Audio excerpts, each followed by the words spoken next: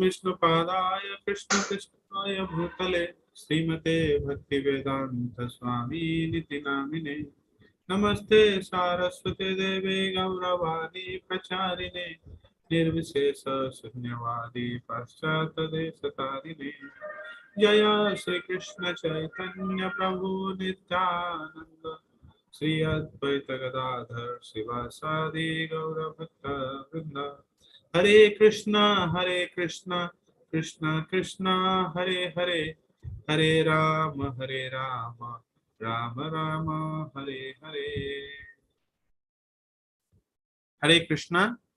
Welcome all of you to our daily Bhagavad Gita reading session. I thank you very much for your enthusiastic participation. I am equally grateful to you.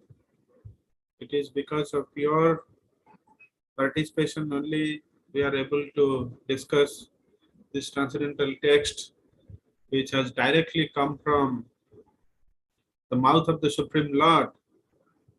So in that sense, I consider myself very fortunate to have your association.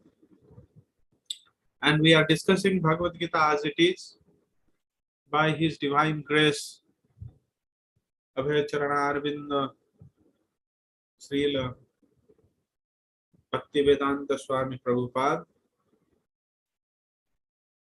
He has titled the chapter 2 as Contents of Gita Summarized.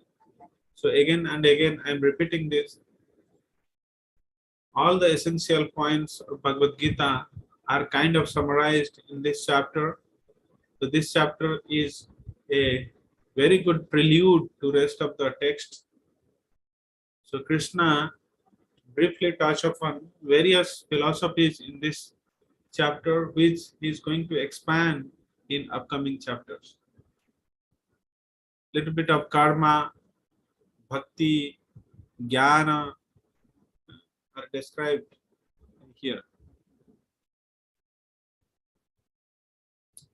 Yesterday we had discussed until verse number 24.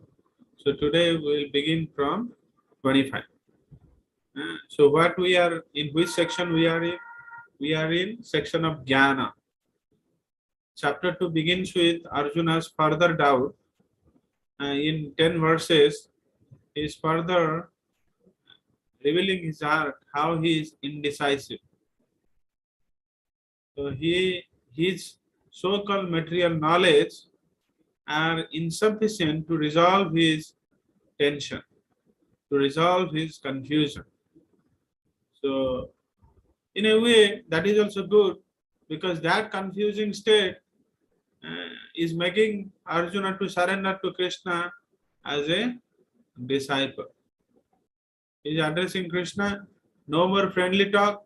I am now your disciple. Please understand my situation. My skins are burning, my mouth is drying up, and tears are flowing from Arjuna's eye. It's a very crisis situation, because war is going to happen. But at this point in time, Arjuna is devastated. You see, it's like World Cup match, final match is about to happen, and it is between India and Pakistan, and Virat Kohli is devastated. It's the same situation. Okay. So Arjuna was a great fighter. He has great strength, and throughout his life he has practiced his skills just to apply in this kind of situation. So a Kshatriya is considering himself very fortunate if he got an opportunity to fight the battle. So similarly, like you are very skillful in some art and you got the opportunity to do something in that field, and to show something in that field, you will consider yourself very fortunate. If something comes to us which aligns with our strength, we find ourselves very fortunate. But similarly, it's a fortunate state, but Arjuna thinks it's very unfortunate for him, because he has to kill his dear relative, especially his dear grandfather Bhishma and his dear Guru Drona. How can he kill him? Pujarha Varisudana, oh Arisudana, they are worthy of worship. I should offer flower to them, and you are telling me to shoot arrow onto their chest. Is it not an act of cruelty? So all such things, I mean, we had already studied in great detail. I'm not repeating, but yes, that's how. But that confusion led him to surrender, and he at last surrendered to Krishna, and then Krishna started speaking.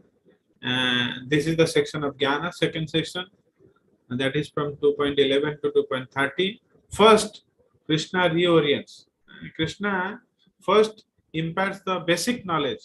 This is what a person should have, at least a theoretical knowledge. Think that you are soul, not body.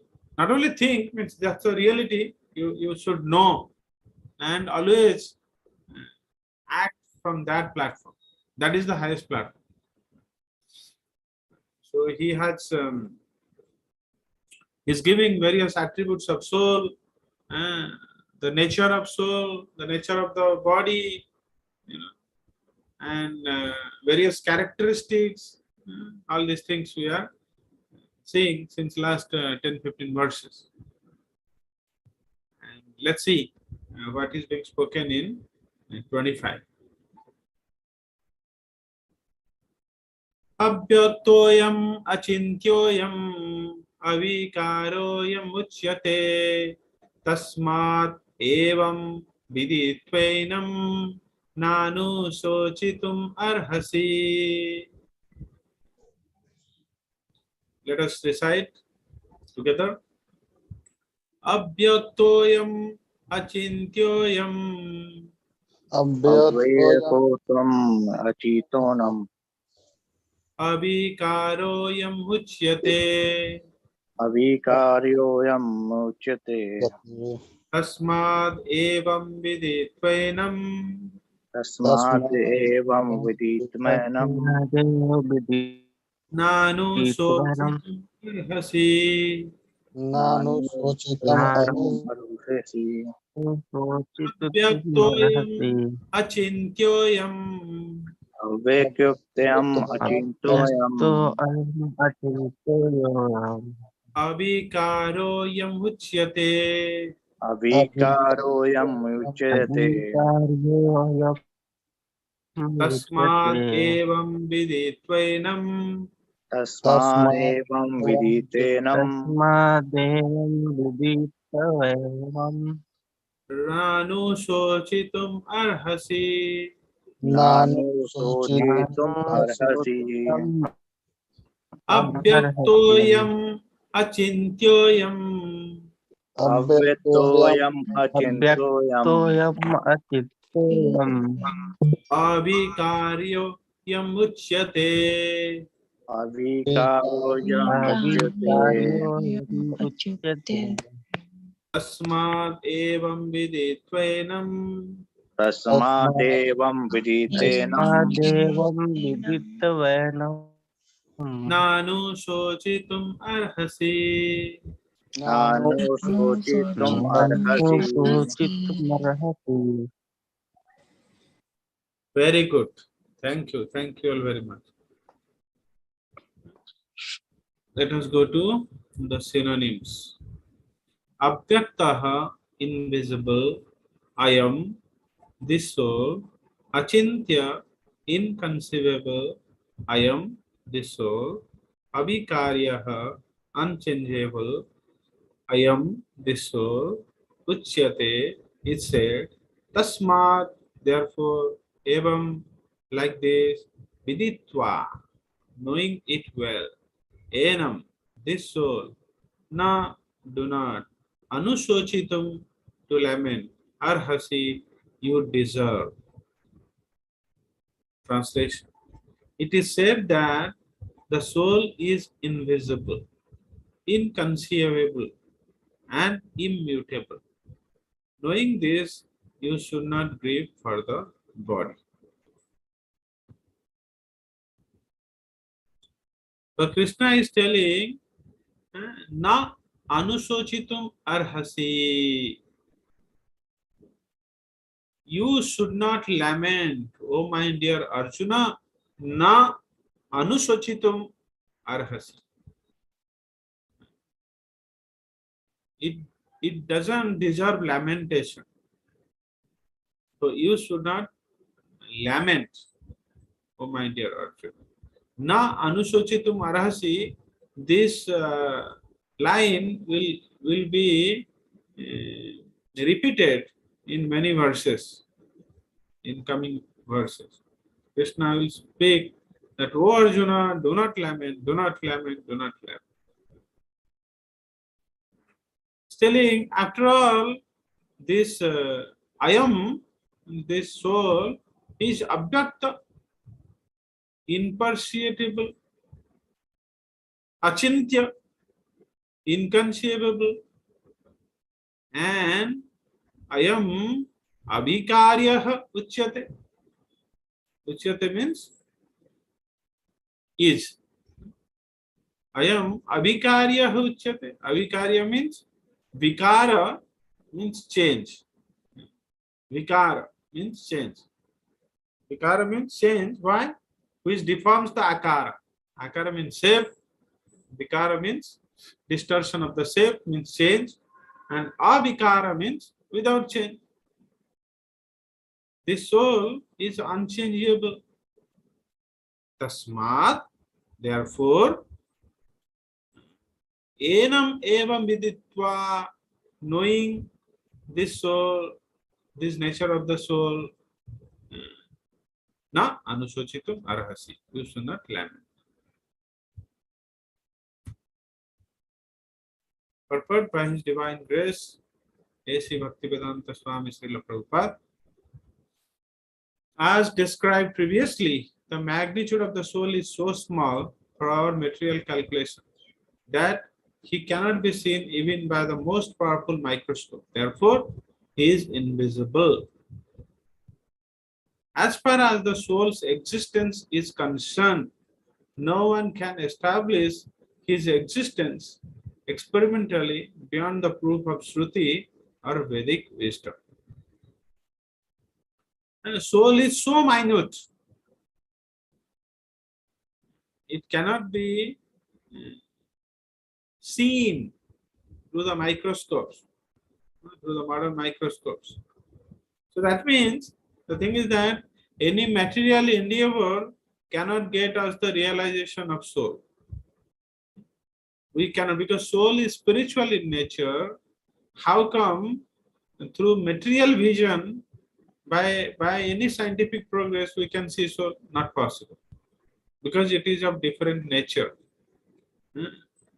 We can only, means, okay, just now we have read in few subsequent verses before that what is the size of the soul? 1/10,000th part of the tip of the soul, the tip of the hair. So you take the tip of the hair, you cut into 100 pieces, and then pick one pieces out of that, and further cut into 100 pieces. So whatever size you remain, that is the size of the soul.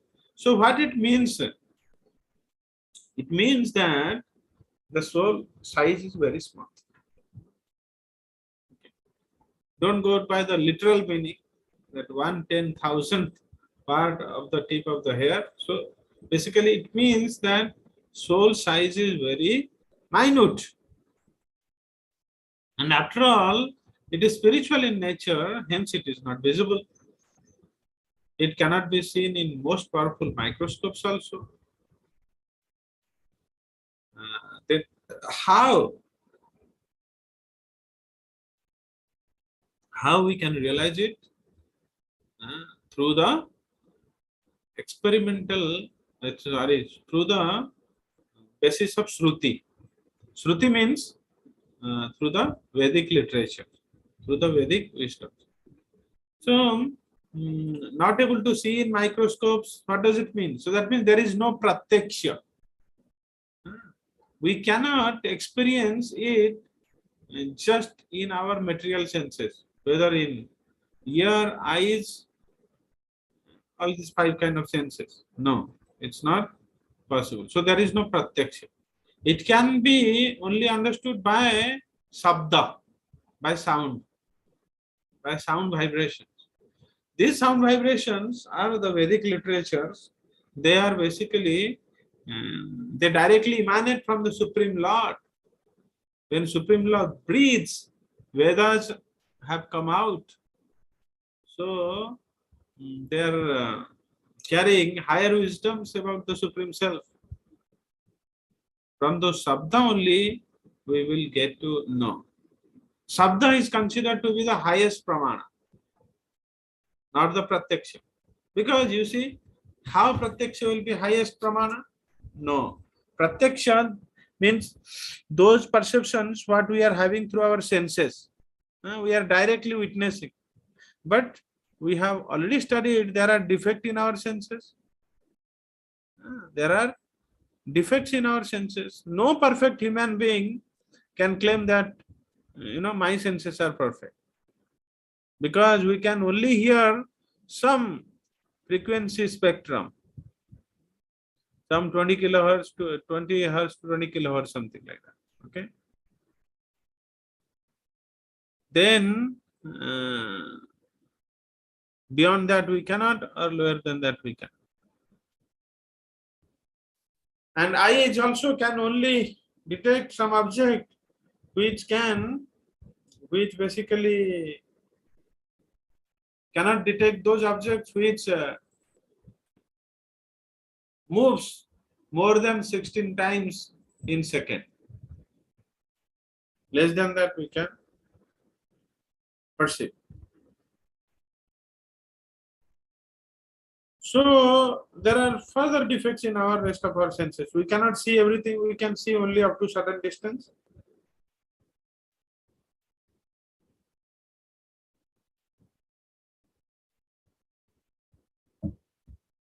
So our senses are imperfect. So how can we expect perfect knowledge through our imperfect senses? No, that is a foolish expectation. Whereas Sabda is very bona fide because it is transmitting through chain of Guru and disciple.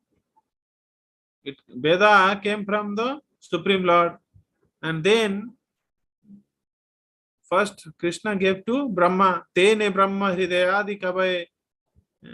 So Krishna has given this to Brahma direct through revelation. Directly he has give this revelation to heart of Brahma. He imparted this knowledge to Brahma directly, heart to heart communication. And then Brahma gave to Narada, and Narada Muni gave it to Vyasadev, and Vyasadev, so like that, it has come to us. So a guru is very careful to choose his disciple because there is a great responsibility on the shoulder of disciple to pass on this message without any distortion. And whenever, with little noises and distortion, sometimes this knowledge is completely vanished, then Krishna again gives this knowledge. Because he will speak in chapter 4, we have already seen in the introduction section, that, oh Arjuna, this knowledge of Bhagavad Gita I have already given to the Sun God. But now, in due course of time, with the passage of time, it seems that these knowledge are destroyed. So again, I am choosing you, and I am again telling you this knowledge. This is what Krishna is going to speak. Evam parampara praptam. He will speak these verses in chapter 4. We have to accept this truth because there is no other source of understanding the existence of the soul, although it is a fact by perception. There are many things we have to accept solely on ground of superior authority. No one can deny the existence of his father based upon the authority of his mother. Is it possible to witness who is our father by any means? No, not possible.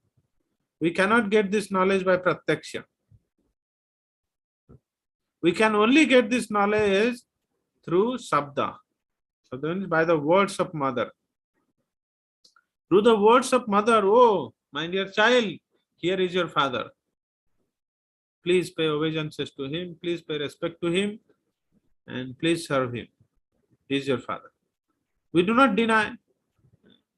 In fact, there is no doubt who is your father. So that means the Sabda Pramana is so strong.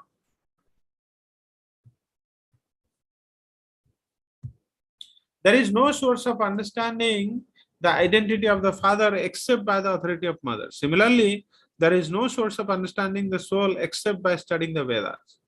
In other words, the soul is inconceivable by human experimental knowledge. The soul is consciousness, and consciousness that also is the statement of the Veda.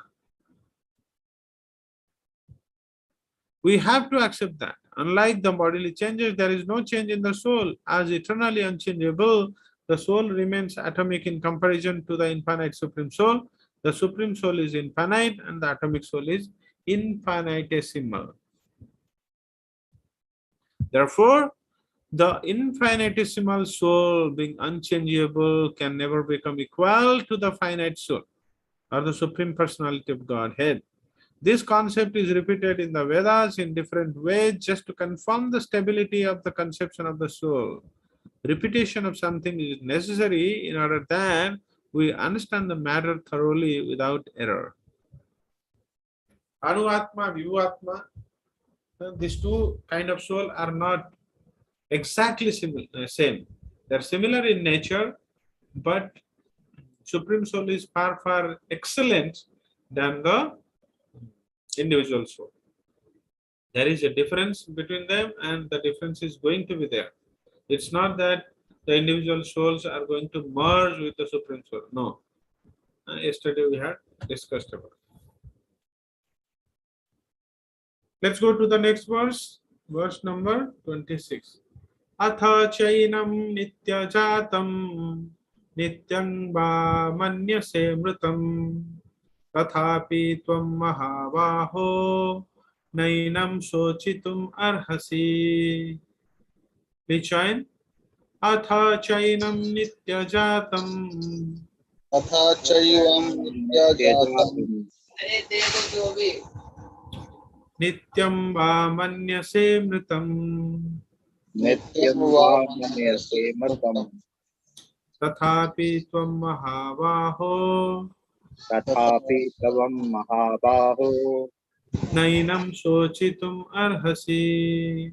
नैनं शोचितुम् अर्हसि Atha chainam nityajatam अथ चैनं नित्यजातं nityam va manyase mritam नित्यं वा मन्यसे मतं tathapi tvam mahavaho तथापि तवं महाबाहो nainam sochitum arhasi.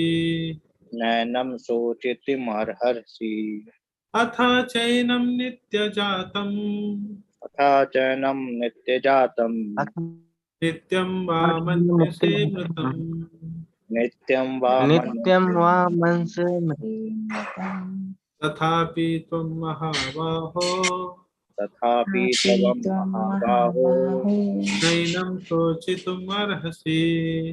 नैनं शोचितुम् अर्हसि Thank you all very much. Nainam sochitum arhasi. Again, the same. You should not lament, Arjuna. Atha cha enam nityajatam nityam va manyase mritam tathapi tvam mahavaho nainam sochitum arhasi. So here Krishna is going to speak about some deviant philosophy also exists at that point in time. Let us see. Let us first read the synonyms and translation. We will again go in deep. Atha, if, however, cha, also, enam, the soul, nitya jatam, always born, nityam, forever, va, either, manyase, you so think, britam, dead, tathapi, still, tvam, you, mahavaho, O mighty one, na, never, enam, about the soul, sochitum, do not lament, arhasi, deserve.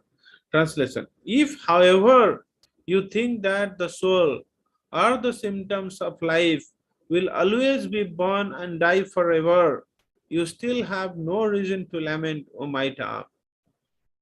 Krishna is speaking, oh, this is not my philosophy, If you think mm, that the soul will always be born and die forever, because at that point in time also there were some deviant philosophy. So Krishna is speaking, atha cha manyase, even if you think, enam nitya jatam va nityam mritam, enam means this soul, nitya jatam is continuously taking birth, va nityam mritam, and always dying. It is taking birth and then after some time it is dying. Even though you think that way, then also you should not lament. Tathapi tvam nainam sochitum arhasi. Mahavaho, O mighty Arjuna, you should not lament. Likewise, there is the Buddhist philosophy, they do not deny the existence of the soul, but their philosophy said, oh, soul is taking birth at the time when body is created, and the soul is also dying while body is dying. This is a deviant philosophy that does not confirm the philosophy of Vedas. So Krishna is speaking about those type of philosophy. Let us go to purport. There is always a class of philosophers almost akin to the Buddhists who do not believe in the separate existence of the soul beyond the body. When Lord Krishna spoke the Bhagavad Gita, it appears that such philosophers existed, and they were known as Lokaitas and Vaibhasikas. Such philosophers maintain that life symptoms take place at a certain mature condition of material combination. They think that this material combination, there means some matter come together and it forms a combination, and their combination is changing or agitating. At some point in time they will mature, and when they mature, the soul, they develop consciousness. So this is what they think. Actually it's not true. The modern material scientists and material philosophers also think similar. According to them, the body is a combination of physical elements, and at a certain stage the life symptoms develop by interaction of the physical and chemical elements. So through the physical and chemical interactions, they think that life symptoms is developed, but actually not. If it is so, then let scientists develop some life. Difficult. That way it's not happening. The science of the anthropology is based on this philosophy. Currently, many pseudo religions now becoming fashionable in America are also adhering to this philosophy, as are the nihilistic non-devotional Buddhist sect. So at that point in time, when Srila Prabhupada was there in America, it seems these pseudo religions, so-called false philosophies, were also spreading across America. They are non-devotional. They are non-devotional and nihilistic Buddhist sects.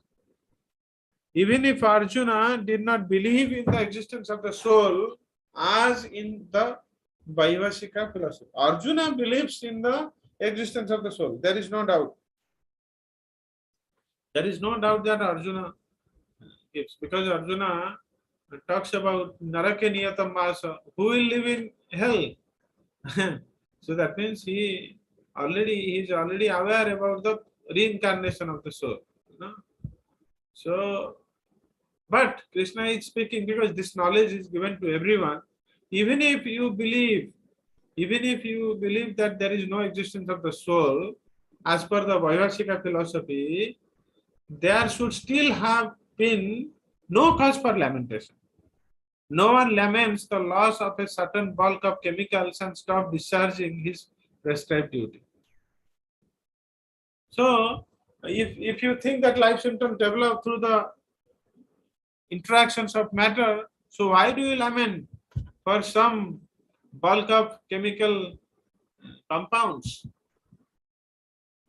and do not will to perform your prescribed duty? That's not wise. So anyway, you do your prescribed duty. On the other hand, in modern science and scientific warfare, so many tons of chemicals are wasted for achieving victory over the enemy. According to the Vaibhashika philosophy, the so-called soul or Atma vanishes along with the deterioration of the body.